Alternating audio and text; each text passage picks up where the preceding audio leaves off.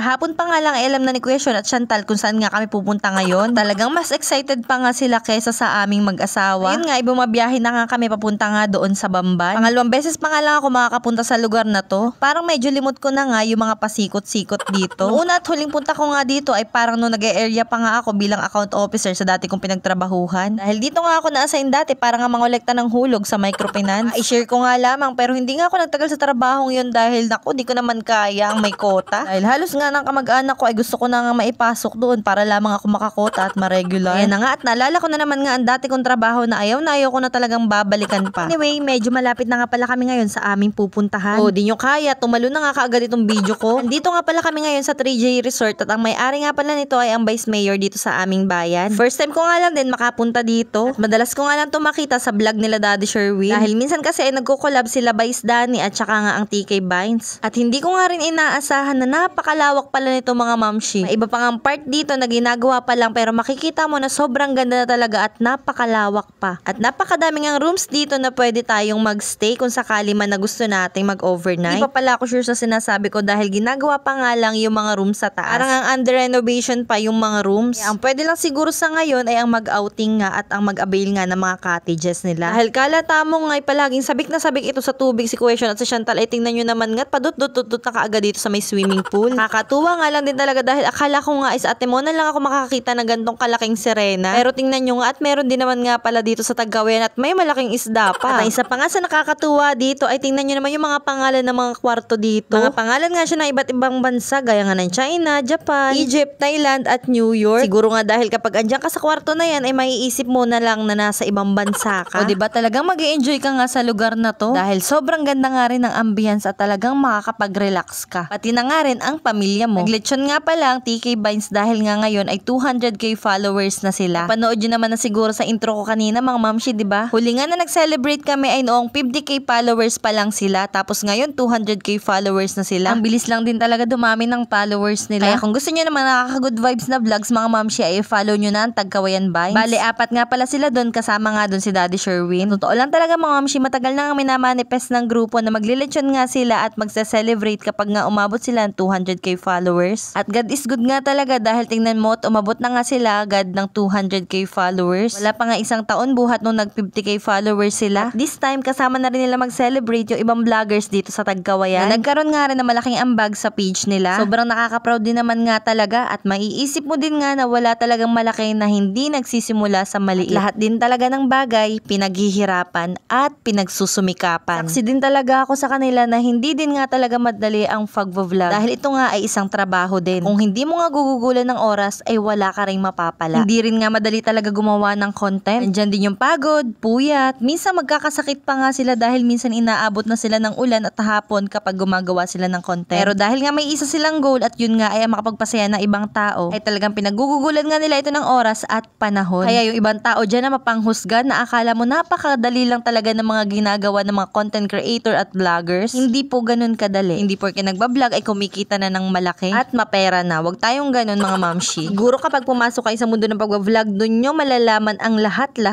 Kaya huwag tayong judgmental. Well, anyway, napalayo na naman nga ako mga mamshi. Sa hinaba-haba nga ng pag-uungot ni Chantal ay ito nga pinayagan ko na nga siya mag-swimming. Katapos nga namin kumain ay ayan, tingnan mo, sumakay-sakay pa nga siya dito sa malaking isda. At sa totoo lang, ayoko din naman nga sana talagang maligo pero hindi nga pwedeng si Chantal ay hahayaan ko lang dito mag-isa. Dahil parang medyo nakakahiyangan na ako lang yung matandang maliligo dito habang sila nga doon ay nagkakantahan. Pero okay lang for the sake of my anak, sige hala, liligo talaga ako. Super fast forward na nga tayo mga mamshi, nakaligo at nakapagbanlaw na nga pala kami ni Chantal at ayun nga si Kuya Sean nandun pa rin swimming ng swimming. Hindi ko na nga nabidyohan dahil nalubat na naman nga ang cellphone ko. Yung tipong siya na lang talaga mag-isa yung natitira sa swimming pool mga mamshi. Bale, ito nga kinakain namin kay Mito ay galing nga dito kay Kuya Junjun TV. O yan, hala. Follow nyo yan mga mamshi, talaga mag-i-enjoy kayo sa mga vlog niya ni Kuya Silito. Ang mga kasama nga pala namin ngayon mga mamshi ay mga vloggers dito sa Tagkawayan. Si Chan Chan, kilala nyo naman yan mga mamshi dahil famous yan dito. May 400k followers na yan sa Facebook. Then ang Kois TV, Layas Vlog. Follow nyo sila guys. Tsaka lalo-lalo na ang TK Vines. At nga pala si Vice Danny na Hoy Idol TV nga pala ang pangalan niya sa page. Sobrang napahaba na nga pala talaga ang video ko mga mamshi. Maumay na kayo. Happy 200k followers ulit TK Vines. Congratulations! So hanggang dito na lang muna for today's video. Full storage na naman tayo. Bye!